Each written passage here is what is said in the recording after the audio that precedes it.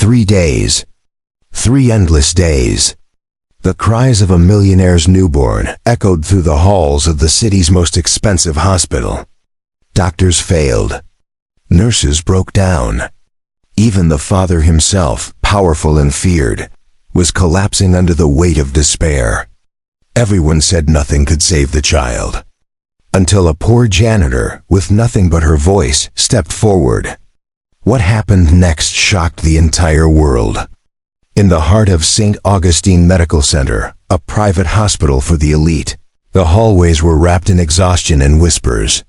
For 3 nights straight, the relentless cries of a newborn had pierced every corner of the pediatric wing, driving the staff to their limits. Doctors had run every test. Nurses had tried every soothing technique, but nothing worked. The baby screamed as though the very air hurt him.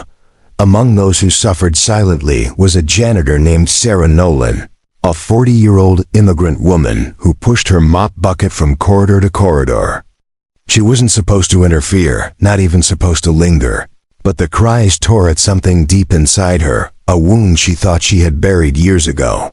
On that 3rd night, Sarah found herself standing outside the luxury suite, reserved for the hospital's most important patient, the newborn son of Martin Davis, a billionaire whose name alone made administrators tremble.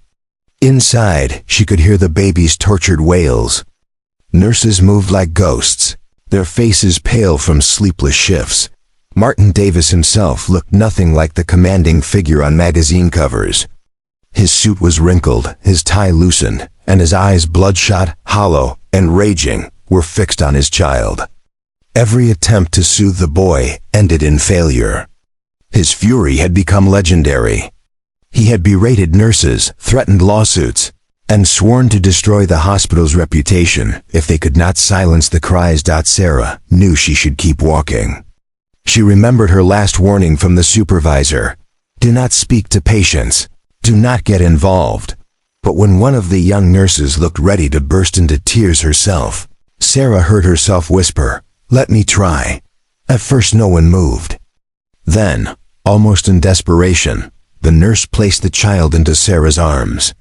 Sarah gathered the tiny boy against her chest, wrapped only in a hospital blanket, and hummed softly, instinctively, a tune her grandmother once sang to her. The melody was simple, ancient, and low, more vibration than sound. For the first time in 72 hours, the cries faltered. The boy gasped, whimpered, and then, silence. "Look," one nurse breathed in awe. "He's quiet. He's really quiet." The corridor fell into reverent stillness. But the moment shattered when a sharp, icy voice cut through the air. "What are you doing with my son?" Everyone turned. Martin Davis stood at the door, his shoulders squared, his face pale with fury. His gaze burned into Sarah like a blade.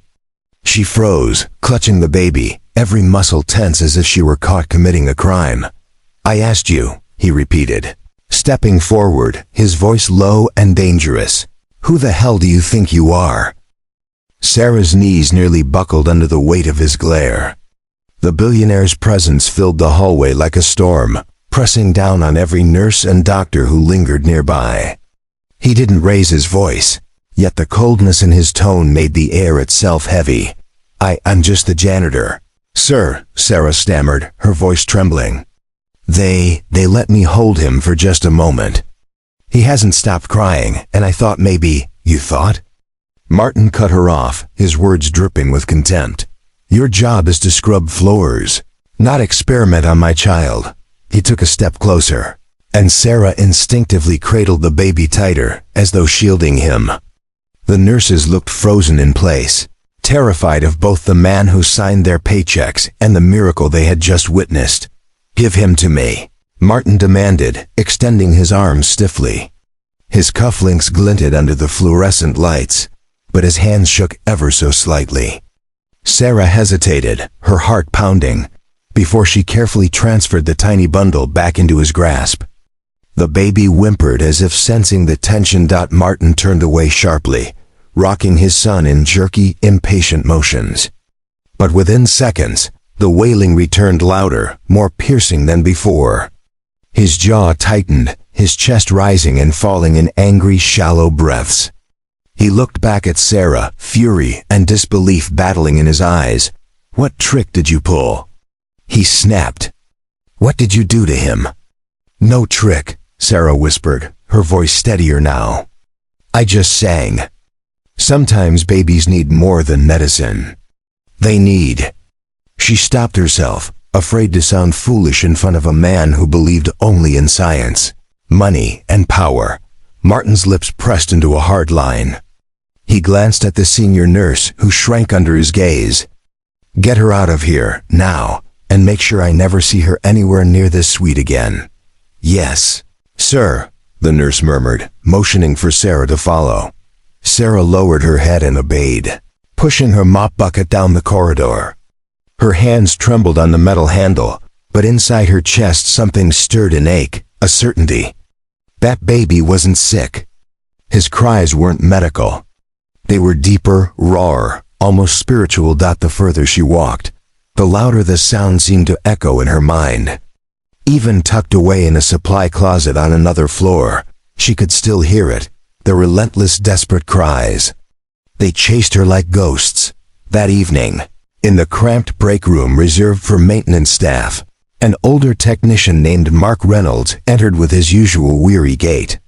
He poured himself a bitter cup of coffee, then leaned against the wall with a sigh. His graying beard and tired eyes gave him the look of a man who had spent decades in thankless work. "You've heard it, haven't you?" he asked without preamble. Sarah looked up, startled. "The baby?" Mark nodded grimly. "Half the hospital's ready to quit over it. They say Davis has threatened to sue St. Augustine into the ground if it doesn't stop. Man hasn't slept in days. Neither has the kid." Sarah's chest tightened. I just wanted to help." For a moment, he stopped crying. "I don't know why, but he did." Mark gave her a long, measured look. "Then you'd better forget it. Whatever you did, keep it to yourself. Davis isn't the type to thank people like us. He'll chew you up and spit you out. You've already got one warning on your record. Don't give him another reason to throw you out." Sarah's shoulders slumped. He was right. She had debts, rent overdue, and no safety net. She couldn't afford to lose this job. And yet, when she closed her eyes, she saw the baby's scrunched red face, heard the hopelessness in his cries. As she left the break room and returned to her rounds, her path carried her past the luxury suite once more. She stayed close to the opposite wall, head down, pretending not to notice. But through the narrow glass window of the door, she caught a glimpse. Martin pacing the room like a caged animal, his baby clutched tightly in his arms, doctors circling helplessly, their voices low and uncertain. Sarah's heart twisted. She pushed her mop bucket faster, disappearing around the corner. But the thought lingered like a whisper in her bones. They're doing everything wrong. That night, as she trudged home to her tiny rented apartment, the city's neon lights blurred past her. She stopped outside a baby store where mannequins displayed a perfect family. A smiling mother, a father, and a swaddled child in a crib. She stood there for a long time, her throat tight, memories of her own past clawing at her chest. By the time she reached her apartment, her body was heavy with exhaustion, but her mind refused to rest. She sat on the edge of her bed and began to hum. The same lullaby her grandmother once sang, the same one she had used long ago to calm her own child. Her voice wavered, then steadied, filling the silence with something warm and human. And as the melody wrapped around her, Sarah knew she could not turn away. Not from that baby. Not from the pain that no amount of money could silence. The next morning dawned pale and gray, but inside St. Augustine Medical Center, the tension had only grown thicker. Nurses whispered in corners, doctors walked with stiff shoulders, and every hallway seemed to vibrate with exhaustion. The baby had not stopped crying. In the private suite, Dr. Peterson, the hospital's chief physician, stood with a folder of test results in his hands. His silver hair gleamed under the sterile lights, and his voice was calm. "Carefully measured double quotes, Mr. Davis," he said, addressing Martin, who stood by the window with his back turned. "We have conducted every examination available, neurological scans, allergy panels, gastrointestinal studies. Your son is, by all medical accounts, completely healthy. There is no physical explanation for his distress." Martin slowly turned, his eyes bloodshot from sleepless nights. "So you're telling me my son screams without reason? You're telling me this is just nothing?" "No, sir," Dr. Peterson replied evenly. "Sometimes infants respond to their environment in ways we don't fully understand. It could be heightened sensitivity, a difficulty adjusting." "Enough." Martin's voice cracked like a whip. He slammed his fist onto the table, making the folder jump. "I'm paying this hospital a fortune, and your answer is that my child is screaming because you don't know? That's incompetence, doctor. Utter incompetence." The nurses flinched, staring at the floor. Dr. Peterson remained composed, but a shadow of defeat passed over his face. "We've reached the limits of medicine here. Perhaps a sleep consultant. A sleep consultant." Martin barked out a harsh laugh. "You think I need some charlatan with a noise machine? I need results, doctor. I want the best pediatrician in the world on a plane here tonight. Do you understand me?" "Yes, Mr. Davis," Peterson said quietly. Though everyone in the room knew that the billionaire's demands were nearly impossible, Sarah, mopping in a hallway nearby, heard every word through the cracked door.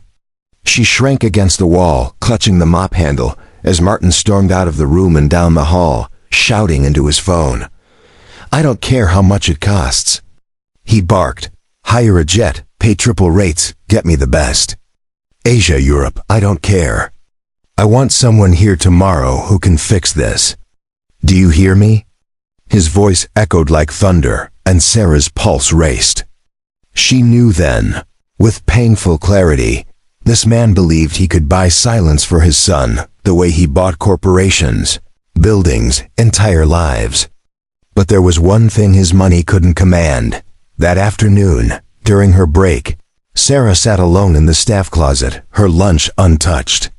The cries of the baby carried faintly even here, muffled through walls and vents, but still relentless. They gnawed at her like hunger. The door creaked, and Mark entered, carrying his ever-present cup of coffee. He studied her face, the shadows under her eyes, the tension in her shoulders. "You can't stop thinking about him, can you?" he asked quietly. Sarah shook her head. "He's so small, Mark, so helpless. It's not right. No child should suffer like this." Mark lowered himself into the chair across from her, sighing. "Listen, Sarah, I've been in places like this 20 years. I've seen men like Davis 100 times. For them, people like us don't exist. We're furniture. The second you step out of line, they'll crush you. You already know that. You barely kept your job last time." "I know," she admitted. Her voice was low, almost a whisper. "But what if I'm the only one who can help him?" Mark stared at her for a long time, then shook his head with bitter resignation. "Then God help you, because no one else will." He stood and left, leaving her in silence. Sarah pressed her palms into her eyes, torn between fear and an instinct she couldn't silence. She tried to bury herself in work, polishing mirrors, scrubbing tile, but every wail from that luxury suite stabbed at her like a blade. That evening, while passing the nurses' lounge, she overheard two young nurses speaking in hushed voices. "I can't take it anymore," one muttered. "I hear him even in my dreams. Dr. Peterson doesn't know what to do," the other replied. "They say his wife's in critical condition after delivery. Maybe the baby feels it somehow. Maybe that's why." Sarah froze in the hallway, her heart hammering. So the baby's mother, unseen, unheard, was suffering too. This wasn't just about medicine. It was about bonds, about love, about something far deeper. Late that night, as Sarah pushed her cart down the dim corridor, she passed the glass window of the suite. Through it, she saw Martin slumped in a chair, his son in his arms, both of them drowning in misery. Martin's head was thrown back, his tie loosened, his face etched with despair. His movements were rough, desperate, and the baby screamed louder with each shake. Then, suddenly, the child paused. A laundry cart rolled by outside, its wheels squeaking in a steady rhythm. For a fleeting moment, the monotonous sound cut through the cries. The baby's sobs hitched, softened, then returned full force. Sarah's breath caught. That sound, the rhythm, the hum, it mattered. The baby wasn't soothed by silence or distraction. He needed something deeper, something familiar. As she walked home through the humming city that night, neon signs flashing, traffic buzzing, she barely noticed the world around her. Her feet stopped outside a baby store, where a mannequin mother leaned over a plastic crib. Her throat tightened, and she remembered her grandmother's voice, soft and steady, singing songs no machine could replicate. Back in her tiny apartment, Sarah sat on the bed, closed her eyes, and began to sing. The lullaby flowed out, low and aching, filling the empty room with warmth. And as the melody carried her back through years of memory, one truth crystallized inside her: she could not ignore this anymore. Tomorrow she would act. Night fell heavy over St. Augustine Medical Center. The pediatric floor was cloaked in fluorescent shadows, the silence pierced only by the relentless cries of the baby in the Davis suite. For most of the staff, the sound had become background noise, something to endure until morning. But for Sarah, every cry was like a blade twisting in her chest. As she pushed her cart toward the end of her shift, she slowed near the nurse's station. Behind the desk sat Laura, a trainee nurse barely in her 20s. Her head rested on her arms, her shoulders trembling with suppressed sobs. Sarah stopped in the shadows, her heart aching. The squeak of her cart betrayed her presence, and Laura jerked upright, wiping her face quickly. Her eyes were red and swollen. "Hard night?" Sarah whispered gently. Laura laughed bitterly through her tears. "Hard? It's hell. He doesn't stop, not for a second. I hear him even when I try to sleep. And his father, God, his father's a nightmare. He threw Dr. Edwards out an hour ago. Dr. Edwards, the head of neonatology, said he was useless." Sarah's stomach clenched. "So it's just him and the baby now?" Laura nodded, lowering her voice. "He locked the door. Said no one was allowed in until morning. I'm almost glad. Fewer threats screamed at me. But I worry for the baby. He shakes him, Sarah. He's rough, not because he means harm, but because he's breaking. He hasn't eaten since yesterday. He just drinks bottled water. He's unraveling right in front of us." Sarah swallowed hard, fear rushing through her veins. Mark's warnings echoed in her head. "If you cross Davis, he'll crush you. Don't even try." But her instincts screamed louder. A man on the edge, locked in with a screaming infant, that was a recipe for disaster. She started to retreat, her hands trembling, when a sound from the suite froze her in place. The baby's cry had changed. It was no longer the sharp wail of protest, but a shrill, panicked scream, high and broken. It was terror. Sarah's blood ran cold. Memory crashed over her. Years ago, in a freezing apartment with nothing but a thin blanket for warmth, her own infant daughter had screamed like that, raw, desperate, life on the brink. Sarah had sung then, clinging to sanity, and the child had quieted. The memory stabbed her heart, but it also ignited something, resolve. She abandoned her cart and crept to the suite's narrow window. Inside, she saw Martin Davis pacing like a man possessed. His shirt was wrinkled, hair disheveled, eyes wild. He clutched his son at arm's length, as though afraid to hold him close, muttering incoherent promises and pleas. "I gave you everything," he rasped. "Doctor's money, the best care in the world. What do you want from me? Do you want the moon? I'll buy it for you. Just stop screaming, please."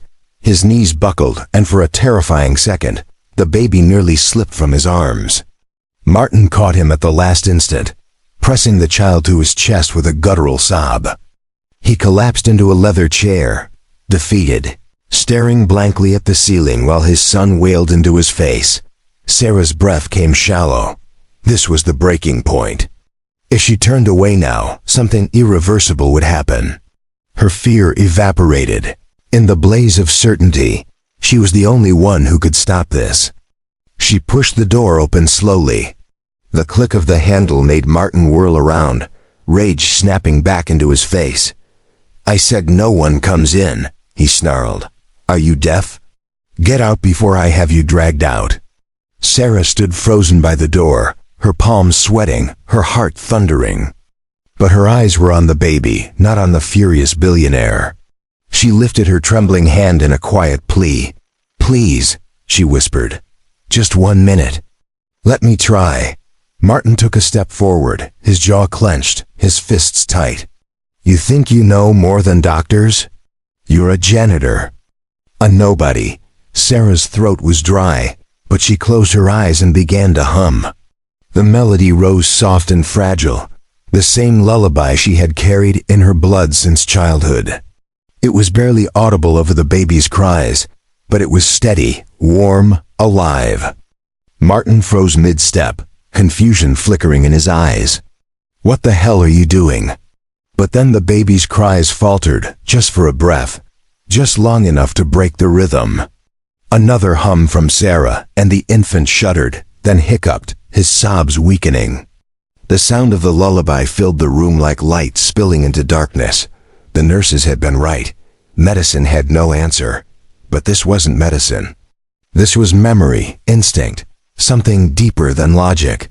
Within minutes, the baby's cries dissolved into soft whimpers, then silence. His tiny fists unclenched, his body relaxed against his father's chest, and his breathing deepened into the rhythm of sleep. For the first time in 3 days, the suite was silent. Martin stared at his son, his mouth parted in disbelief. Slowly, he lifted his gaze to Sarah. His voice came hoarse, barely audible. "How?" Sarah's eyes shimmered, her lips trembling with relief. "It's just an old song, sir. That's all." Martin Davis, a man who commanded empires with his wealth, stood there helpless, shaken to his core, and realized the truth he had never considered. No amount of money could buy what that song had just given him. The silence in the Davis suite was so profound it felt holy. For the first time in 72 agonizing hours, the newborn lay nestled in his father's arms, his tiny chest rising and falling with steady breaths. The lullaby still hung in the air, its echo soft against the sterile walls. Martin Davis didn't move. He stood as if frozen, staring at his son with an expression that wavered between awe and fear. Then, slowly his eyes lifted to Sarah. "What did you do?" he whispered. His voice, normally sharp and commanding, trembled like a man standing on fragile ice. Sarah lowered her gaze, her hands clasped tightly in front of her. "It was just a lullaby, sir. Something my grandmother used to sing, that's all." Martin's mouth twisted into disbelief. "A lullaby?" He let out a short, humorless laugh. "I brought in doctors, specialists, machines worth millions. And you come in here humming some tune, and suddenly he sleeps? You expect me to believe that?" Sarah said nothing. She could feel the heat of his scrutiny burning into her. Martin stepped forward, his polished shoes silent on the carpet. He stopped only a few feet away from her. The anger in his face was still there, but behind it, something else had begun to surface, something raw and uncertain. "Who are you?" he demanded. "I've seen you in the halls, mopping floors. That's all you are here. A janitor. And yet you do what no one else could. Tell me the truth, what's your game? Are you trying to manipulate me, my son?" Sarah's lips parted, but no words came. Her chest tightened. How could she explain that it wasn't science? Wasn't manipulation just instinct? Just the echo of love carried through generations? Before she could answer, a soft knock came at the door. Both of them turned. A nurse, Lovra, peeked in, her eyes wide with disbelief. "Sir, we heard." Silence. "We wanted to check." Martin cut her off with a sharp glare. "Everything is fine. My son is sleeping. No one is to disturb this room." The nurse's eyes darted to Sarah, standing awkwardly by the door in her gray uniform. Confusion flickered across her face. Martin followed her gaze, then said coldly, "Send the head of security to me, quietly, and bring me her personnel file." The nurse stammered, Yes, sir," before retreating. Sarah's stomach dropped. This is it. He's going to have me fired. Worse, he might ruin me completely. She backed toward the door, panic rising in her throat. "Sir, please, I didn't mean." "Stay where you are," Martin ordered, his tone brooking no argument. Sarah froze, her back pressed against the wall. He turned, carefully placed his sleeping son into the crib, and then faced her fully. He dragged a chair across the floor, set it opposite hers, and sat down. His eyes heavy with exhaustion but blazing with intensity, locked on her. "Sit," he commanded. Reluctantly, Sarah lowered herself into the chair. She felt small, like prey cornered by a predator. Martin leaned forward, steepling his fingers. "You will tell me about that song. You will tell me who you are. And you will tell me why, out of everyone in this building, you could do what no one else could." Moments later, the door opened again. The head of security entered, a thick folder in his hands. He placed it on the desk, gave Martin a curt nod, and exited without a word. Martin flipped the folder open and scanned the first page aloud. Sarah Nolan, age 40, immigrant, widowed, no children listed. One prior disciplinary notice for unauthorized contact with a patient. Otherwise clean record. His eyes narrowed. "So you're exactly what you appear to be. Ordinary, poor, invisible, and yet..." He glanced at the crib where his son slept soundly. "You succeeded where my fortune failed." He snapped the folder shut, the sound sharp in the stillness. "Here's what's going to happen. As of this moment, you no longer work for this hospital. You work for me. Exclusively. You will remain here with my son until he is well. You will do exactly what you did tonight, whenever it is needed. And in return, I will pay you 20 times your current wage." Sarah's breath caught. 20 times? It was an impossible number, a fantasy. Her debts, her struggles gone in an instant. But the offer carried a shadow. Martin leaned closer, his voice low and edged with steel. "One condition. You will never speak of this to anyone. Not to the staff, not to your friends, not to the press. You will sign a contract binding you to silence. If you break it, my lawyers will bury you so deep in debt you'll never see daylight again. Do you understand?" Sarah's throat constricted. She nodded faintly. "Good," Martin said. He rose from his chair, straightened his rumpled shirt, and glanced at his son.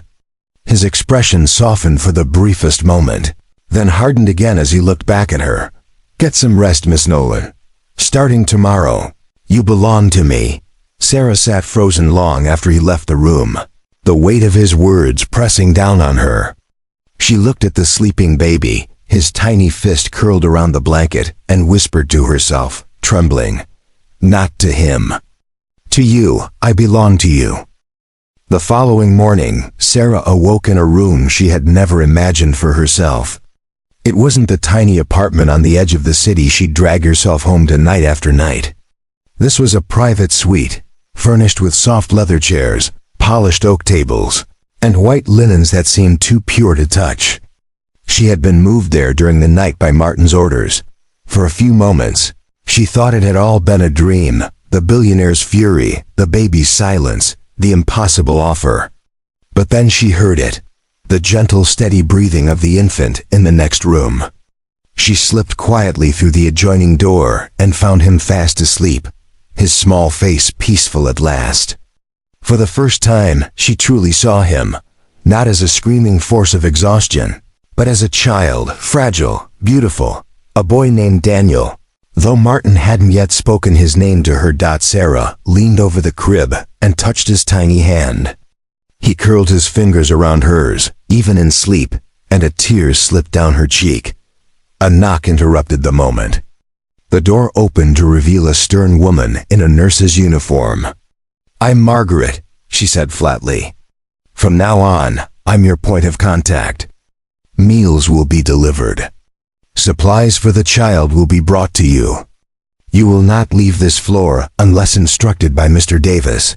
Her voice was cold, mechanical, the tone of someone carrying out orders rather than offering care. Sarah nodded quietly. She understood she was not a guest here. She was a prisoner with velvet walls. Later that morning, a man in a dark suit entered with a leather briefcase. He introduced himself only as an attorney and laid a thick document on the table. "Confidentiality agreement," he explained briskly.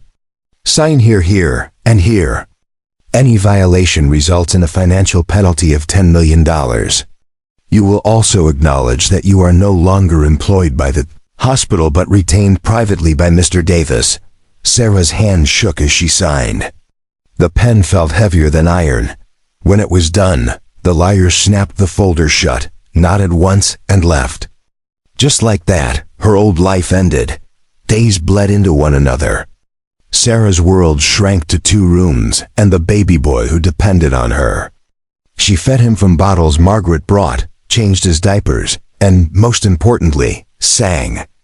Each time she began a lullaby, his tiny body relaxed, his breathing steadied, and his eyes drifted closed. Nurses came and went like shadows, but Sarah was the constant, the only anchor in his chaotic world. Martin visited daily, always in a suit, always carrying the weight of empires on his shoulders. At first, he stood in silence, watching, his expression guarded, almost resentful. He had paid millions to experts, and yet a janitor with a song was the only solution. It gnawed at him. One evening, he finally spoke. "That melody you sing, record it." He held out his phone. "We'll reproduce it. Then you won't be necessary." Sarah obeyed. She sang while he recorded. But when he played the sound back for his son later, the boy squirmed, whined, and began to cry again. Only when Sarah took him in her arms and sang live did he settle.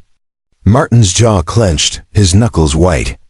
For the first time in his life, money and technology had failed him completely. As the days passed, his mask of control began to crack. He tried holding his son himself, rocking him gently, murmuring promises, but the baby stiffened in his arms. Frustrated, he would return the child to the crib and step back, glaring at Sarah as though she were a rival. She saw it in his eyes, envy, helplessness, humiliation, but she also saw something else. A man learning, painfully slowly, that not everything could be conquered by wealth. 2 weeks later, Martin came early, without his usual entourage. He wore no suit this time, only a simple dark shirt. His face was drawn but softer. "They're moving my wife today," he said quietly. Out of IQ, she'll finally see him. Sarah's heart stopped. The baby's mother, his true comfort, was still alive. She had nearly forgotten in the blur of sleepless nights and endless cries. That afternoon, the door opened. Nurses wheeled in a pale young woman with luminous eyes, Catherine Davis. Her gaze went straight to her child. Tears spilled down her cheeks as Sarah, instinctively, held the boy in her arms and sang softly. Catherine froze. Her eyes flicked to Sarah, then narrowed with confusion. "That song," she whispered. Her voice was thin, trembling. "Where did you learn that song?" Sarah faltered mid-note. The room seemed to tilt. She lowered her eyes, but Catherine pressed forward in her chair, her breath catching. "No," she whispered, her voice breaking. "It can't be. That lullaby. I remember it. From before. From a time I was told never existed." Martin looked between them, baffled, his hand on his wife's shoulder. "Catherine, what are you saying?" Her lips trembled as her eyes locked on Sarah's face. Recognition crashed through her like lightning. "You," she breathed. "You're not just the janitor. You're my mother." The word fell into the room like thunder. Martin's jaw dropped. Sarah's chest constricted as years of silence, guilt, and hidden truth surged forward. Tears blurred her vision as she whispered back, her voice shaking, "Catherine, my baby girl." Catherine reached for her with trembling hands, tears streaming freely. "They told me you were dead." Sarah fell to her knees beside the wheelchair, clutching her daughter's hands as sobs racked her body. The baby stirred but did not cry. Her song still hummed in the air, the same song binding 3 generations together. Martin stood frozen, the world he had built on control and certainty collapsing around him. For the first time in his life, he was not the master of events but a witness to something greater. Blood, love, and forgiveness weaving themselves into a miracle money could never buy. In that moment, the Davis family was reborn not of wealth, but of truth. And Sarah, once invisible, once only a shadow in hospital corridors, was no longer just the janitor. She was mother, grandmother, and the quiet heart that had saved them all.